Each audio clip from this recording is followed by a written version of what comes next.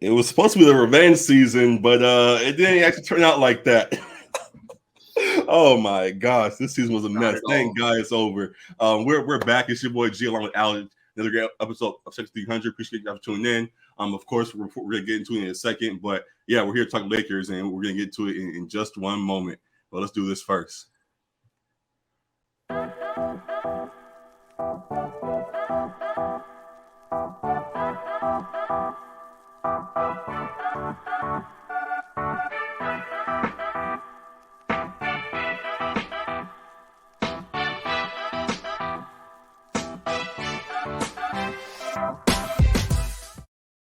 Trash.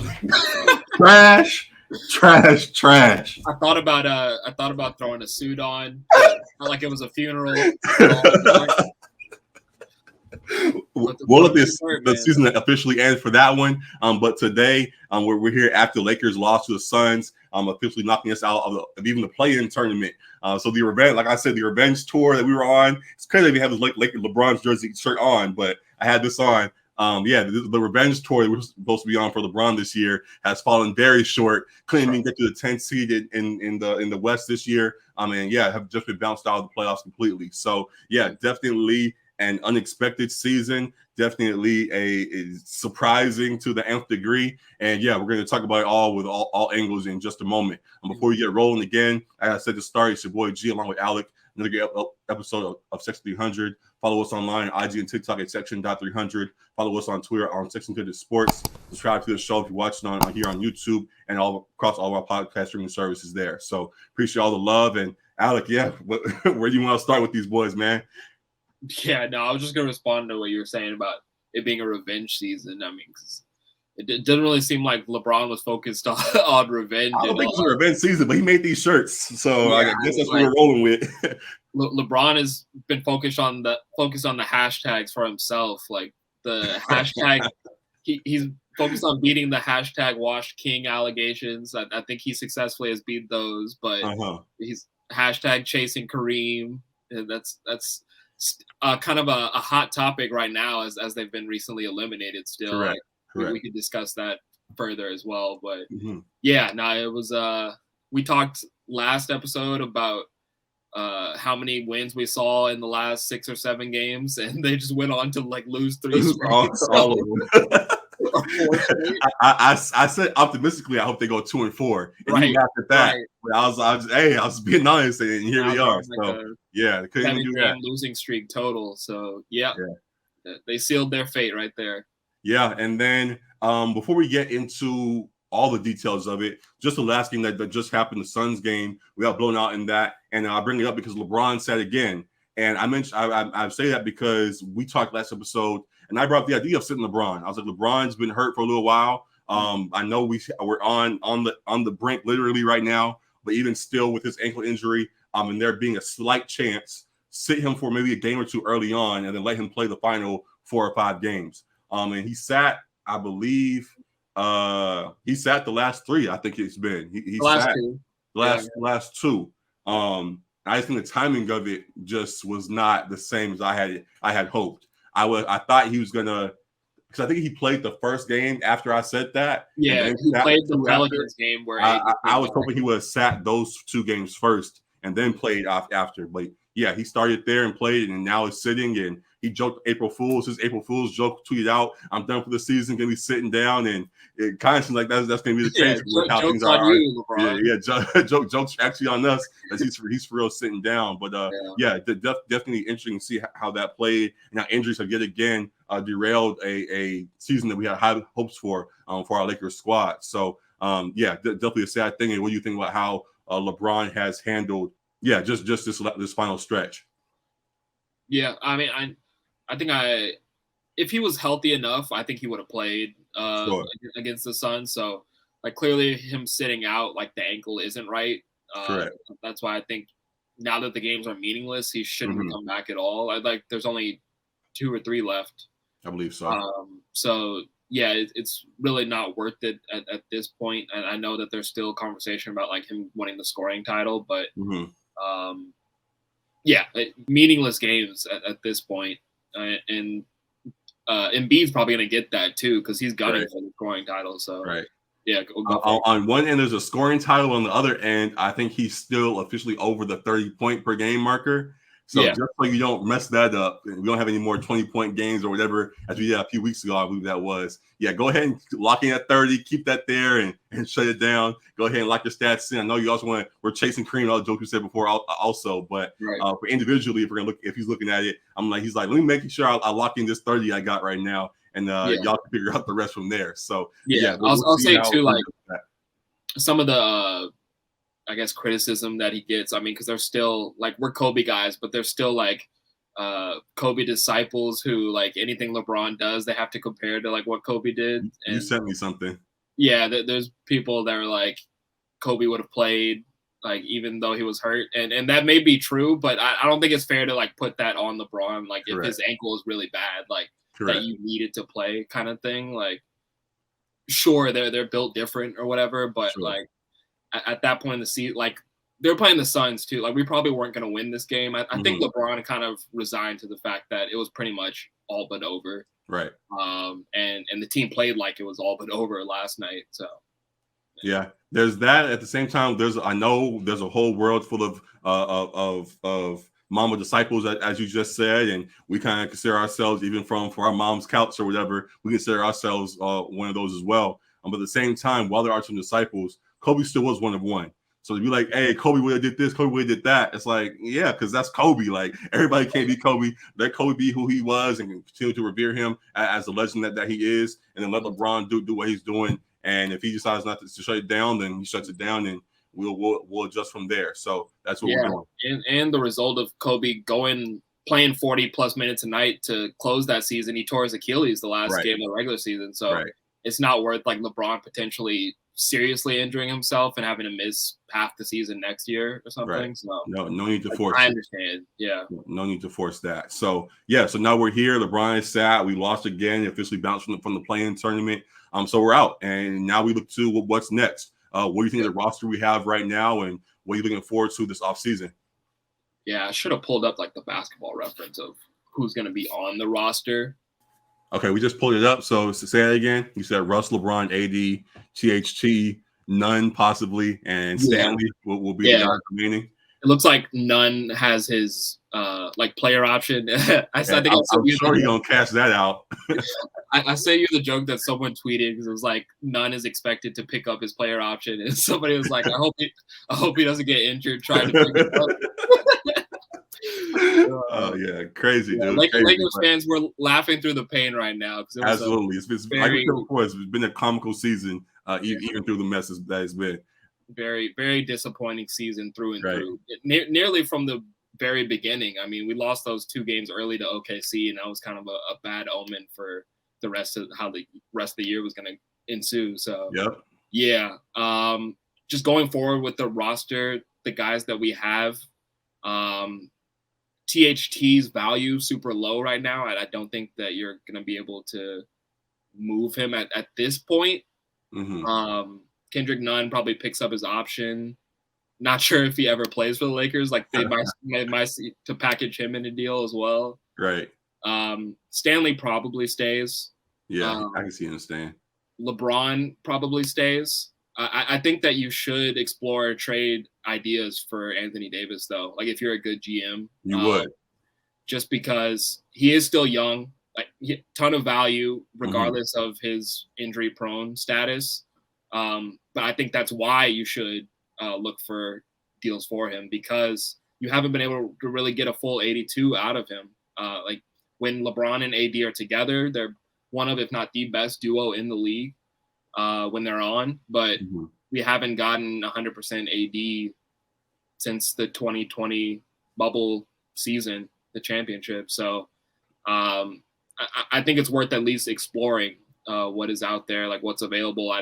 A team I thought of was like the Grizzlies, just the amount of assets they have on the wing. Yeah, they kind of have their own AD right now and Jaren Jackson Jr. though, so I don't know if they do. But putting us like, I guess it's tricky because AD doesn't like to play the center. But if you had him play center, like that's perfect to have him and Jaren Jackson. Okay, I see what you're saying. It's an upgrade from Steven Adams for sure. But, of course, respectfully. That was just one team that came to mind, just because they have a lot of assets. Kind of like how we looked at the Nuggets in previous years when they were pretty deep. Right. They just have a lot of assets there, but other teams, I'm sure, would be interested in having Anthony Davis if you're floating him out there in trade ideas. So I just think it's worth doing your due diligence. If it's Rob Pelinka, I don't even know if Rob Pelinka is going to be the GM next year. Well, yeah, just go to that now. Yeah. I think there could be a lot of turnover this offseason. They've talked about coaching and all of that. Frank Vogel, I believe, is out the door. What do you think about how they handled him and him preparing to be fired soon? I think they gave him a raw deal with the roster construction to start off. So he kind of started off behind the 8 ball there, which wasn't his fault. But then his management of the rotations was his fault throughout the season. He didn't do himself any favors. Starting off the season, starting DeAndre Jordan like 20 games. Avery Bradley was in there playing like Rondo next to Russ and THT at the same time. Like, it seemed like at no point did they seek to incorporate Russ into the offense, like using his strengths. It was like, we're just going to play him off ball because we have the best on ball guy in LeBron. But as a philosophy, like, you got to try to maximize your stars. You can't try to play to their weaknesses and expect them to like succeed in a completely new role. And I don't even know what year. It's like year 14 or something for Russ. I believe so. So there was going to be some growing pains, and then Russ just struggled himself, confidence-wise, fitting in, playing for the home crowd, dealing with the outside noise, all of it. So just a perfect storm. But I think Frank Vogel didn't do a good job of handling it all. Injuries, too, didn't help him.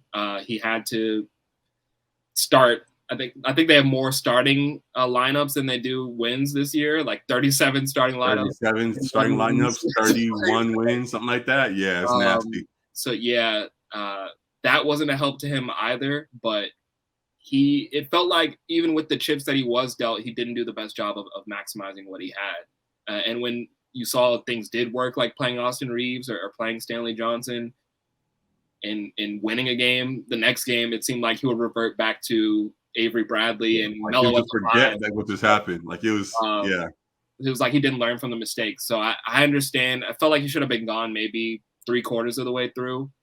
After we still point right back to, I think that was that Magic game when the whole world watched that, or the Pacers one, whoever that was, where the whole world was like, "Yo, like, come on, like enough's enough." And then they didn't pull a trigger there. So it is what it is, and now we shall adjust. People keep pointing out. We've heard all the spaces now. If you're on Twitter, there's all people have gone, all playing their rants. We had last year. We had J.K. on the staff. We had Lionel Hollins. We had Jared Dudley on the staff in a way.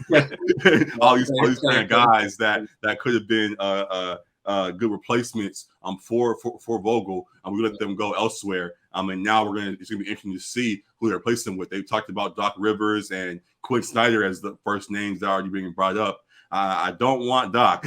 we'll start there. I don't want Doc. And Quinn, we'll see. But the fact that we had guys originally, I'm going to let a lot of those guys, that team go. Yeah, it's just that whole management of that roster and staff from last year, from then to now, was a lot of wrong steps were made in that. So we'll see how they right those this offseason. Management is right as far as what was the issue. I think it starts at the top with Genie and the spending decisions, not opting to pay Caruso, who was giving us kind of an offer at a discount for like what he was valued at. And the Lakers still opted not to re-sign him. I think that was a huge mistake. I'll even say that I was wrong in a sense to say that Caruso leaving wasn't going to affect the title chances, because I think they sorely missed him, at least at the point of attack on defense on the perimeter. I agree with you in that when you said that too. So I'll hold that with you. Yeah. I didn't think that it would be that much of an issue. Of course, there was multiple guys, like Kuzma was key on that too, on the defensive end, as well as KCP on the perimeter. But we missed all those guys, and if you want to like blame the Russ trade for everything, I think the Russ trade was a failure because Russ demands so much money in his contract, and we lost 3 guys who played solid defense for us and played well in their roles for us on a championship run. Right. So I think on the management side, that's where we really failed from the get-go. We were very optimistic, as most everyone was. Like, I think they had the best title odds to win in the West Early on, preseason. And on Bucks, paper, they looked right. On paper, they looked like a potential contender. When you got Bron and AD, and then you add a star in Russ, you think that you should be at least Western Conference Finals, something like that. Exactly. So to not even make the play-in, like not even get a chance at the playoffs, is a huge, like colossal failure from top to bottom. So to pick out one thing would be disingenuous, because there were so many parts that have gone wrong all year. So yeah, you brought up you said a whole lot just now. I do want to circle back though, because we were talking about the roster and Anthony Davis. You talked about with him the idea of looking at a team like Memphis and looking there for things. But the top of my list that we have been saying is looking at Boston actually and looking at Jason Tatum. I don't think it's gonna be realistic this offseason with what Boston they might go on, but they're the first call I'll make. And after that, we go elsewhere. So we'll see. Also, I don't know if AD has like no trade clauses or anything, but I don't think he wants to go to Boston either after what happened. Right. So that's a whole other thing. But again, just saying Jason Tatum was the first guy I'm calling for, and then going from there. I definitely see this team I would love to see this team rebuild around him and just roll from there. But to that point, while we just talked about AD and the possibility of him being gone this offseason, what about LeBron leaving? You think LeBron should look into being like, hey, I tried to embrace the team. I got you guys a ring. It's now falling apart. This team, I'm just going to rebound next year. I don't have time to waste. Let me go get out of here. I want to go play. Just do the shot. I want to go play with Steph. Let me go play with Steph or somebody some kind of way. Instead of doing another year of misery, as it kind of seemed like it was. Yeah, I think you sent a message to us about how he may be eligible for like a $97 million extension. I'm not sure how real that was. There was a report that said he might be open to open to an extension. I think it's possible. 97, yeah. I think it's possible with him, like if he's first team All NBA, like because you're like eligible for more money, like with your next contract, that kind of thing.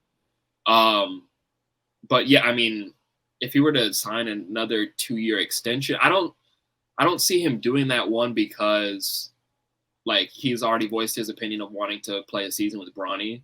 So like not locking into a team right now for, I guess that would be 3 years because he already has one more year with the Lakers.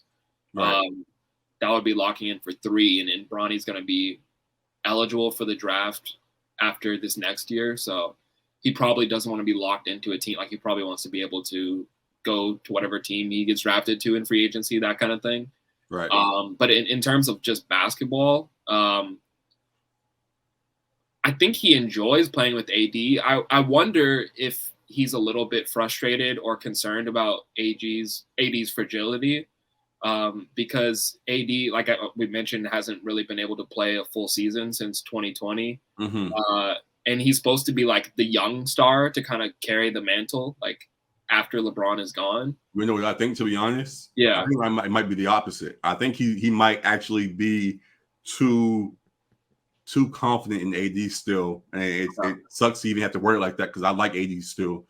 Just the idea of he might still believe in AD too much. We just saw AD. I don't know. Was that a real report that came out with him clapping back at some of the things, or was that a fake one? Did you see the news? He talked about recently how his injuries were. I forgot exactly what his quote was. He talked about how his injuries haven't been in his control and how he's just been falling in the wrong place at the wrong time and caught somebody's foot and whatever. So just the idea of these injuries are not something. I believe that was real. Yeah. Okay, so that good. I thought not ball sack sports. Yeah, we didn't get sacks, but okay. So to that point, with AD believing like, hey, I'm not really injury prone. I just end up in bad situations, but my body's not breaking down. If I can just stay on the court, we can get back to that 2020 team that we were. If LeBron believes that too, he might stick around and try to bank on that rather than exploring options that may actually be better for him in the short future. So yeah, it's interesting how he handles that. Yeah, that's why I said I kind of wonder what LeBron feels, because he hasn't and he wouldn't probably say one way or another how he wouldn't say that to us. But it appears more like you're saying that he has supreme confidence in him, when they're healthy. But LeBron is 37, so he's probably going to endure some injuries next year too. It may not be significant to where he has to miss significant time, but he's probably going to deal with nicks here and there. And so if you can't depend on AD to be there when you're not, then it's real shaky for your playoff appearance chances, and especially if you're moving Russell Westbrook too, because he was the guy that was most durable for them and played pretty much every game for them. Right. We saw what it looked like when AD and LeBron was out in 2021. It was like South Bay Lakers. Exactly. And I think some fans have forgotten that with Russ being here. If Russ wasn't here, the season might have been over 10 games a while ago. Yeah. Yeah. So I think LeBron likes being in LA. I think he likes playing with AD. So I could see him staying in Los Angeles. Cleveland, of course, makes sense because it's home for him, but I don't see him going there until maybe his retirement year. I think he sees the Lakers as a viable chance to win still, but they just have a lot to fix in the front office between Rob Pelinka, whether he stays or makes the necessary moves to get AD and LeBron the help they need, or they move on from Rob Pelinka and hire someone else to take over in the front office. Mm-hmm. The head coaching move, I'm sure Bron's going to have a lot of input in that. Of course. So yeah, I think that he probably stays. I called LeBron a slut earlier in the year. He did more of that with the Steph remarks in the shop, but it's not realistic. I don't think for LeBron and Steph to be playing together. I don't even really think Adam Silver wants to see that just for the NBA. But yeah, I don't really see him going anywhere else at this point. Okay. And there haven't really been real rumors like we had when he was in Cleveland, and it was LA could be a real possibility. Those rumors really heated up. Yeah, it was tense. Yeah, so I don't up for anywhere else. Yeah. Okay. Yeah, I hear you in that. So we'll see. As you also pointed out, he still has a year left in his contract. So maybe next year we'll hear more of that news. But for now, yeah, it seems like he's gonna be here to stay. So yeah, we'll see how they manage this roster going forward. We'll see what they do with LeBron, AD, and Russ, as we just mentioned, the big three. And I just hope that we don't have the same fate next year. Even if we do have that same big three next year, I think this is definitely a learning lesson. And those three won't allow for the same things to happen, even if they do have injuries and all of that. I think they'll have guys around them that'll understand the moment and will embrace the grind or whatever, and make sure that we at least get the 10 spot. Come on now, you guys get the 10 spot. Literally the Sacramento Kings this year. But I wanted to ask you, with what you just said, do you think bringing back the same big three, would you consider that a failure, or do you think it's possible for them to run it back with different role players, different head coach? And I wouldn't consider it a failure because I understand that they're big contracts that are hard to move, even if you wanted to. So understanding that side, I wouldn't consider it a failure. But yeah, just the pieces they put around them will be crucial. And I think, again, as I said, I think they all will understand the moment and won't let the same things happen again next year. I definitely believe that this is one of them years that just caught everybody off by surprise. And they just end up being what it was, and they accepted their L and are going to try to re-up for next year in the right way. So if they're here, they will definitely get things right. We'll put the right pieces around them this time to do so. I love Melo being here, and I'll make sure I get a jersey of his before he's gone. But guys like him who had flashes, but didn't contribute as much as we would have liked, or at least with in conjunction with the rest of the guys around them. We got to find more guys that can help that core there go on the run that we believe they can. So yeah, I won't think it's a failure if we come back with the same three.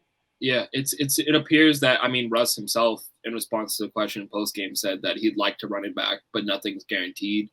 AD is just constantly talking about like what ifs, which I'm kind of getting sick of the what ifs with him because you're missing so many games, man. But I get it, because like if they're healthy against the Suns last year, they probably win. We don't know though, because you can't just say that. So you can go with the what ifs, but it's not going to help. Definitely can't say that. Now they beat us 4 straight times this season, right? But it feels like the three of them are open to running it back if that's how it happens. But my only fear with that is that LeBron still kind of wouldn't let Russ be Russ, like with that three, and then so that's still kind of an issue going forward. There will definitely be issues. We won't just be a top team next year running it back, but I think we'll be better than what this was. Yeah, you definitely can't. Just with them being healthy, you can make the playoffs with these three for sure. Absolutely.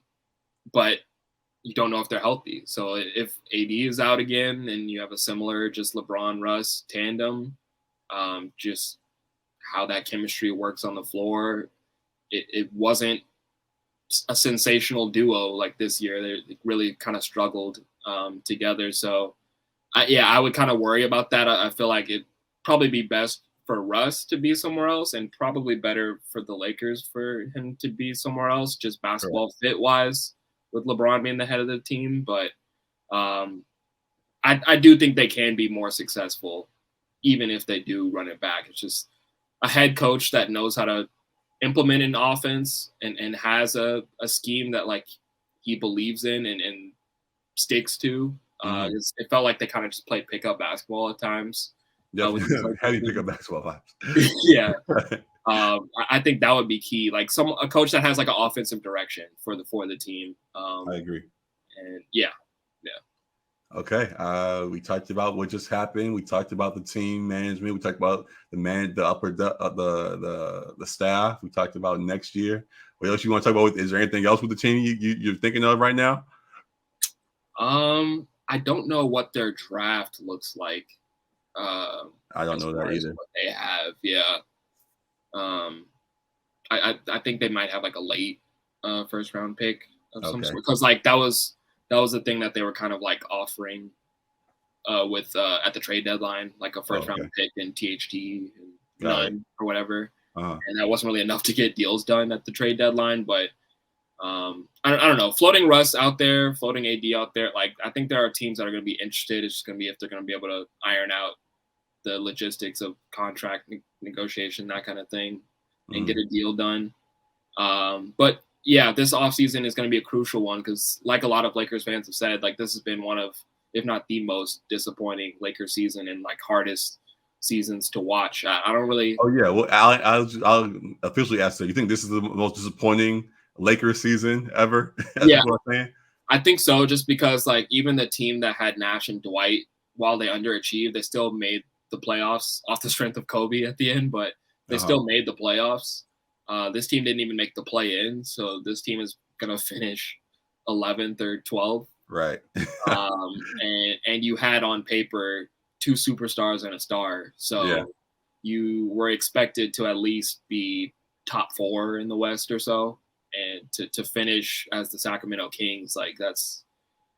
Yeah, that hurts. And that has to be just with the expectations, like because the other teams that were really bad, we expected them to be bad.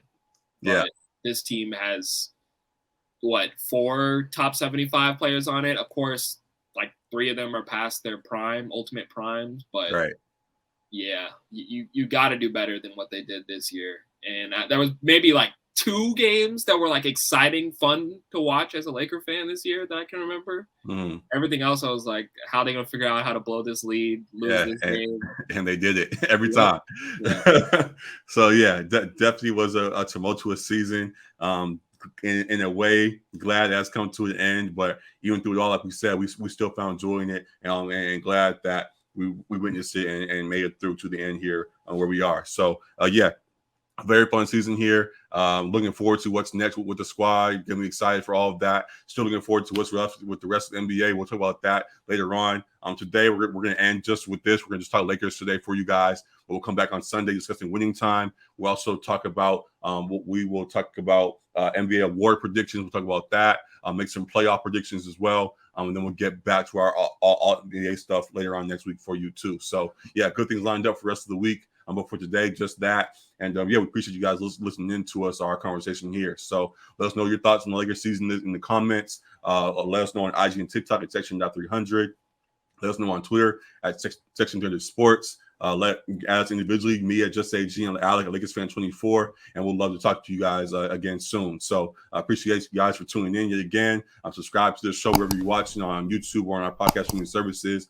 And yeah, we'll see you guys again shortly, man. Appreciate you guys for tuning in. We out of here. Peace. Deuces.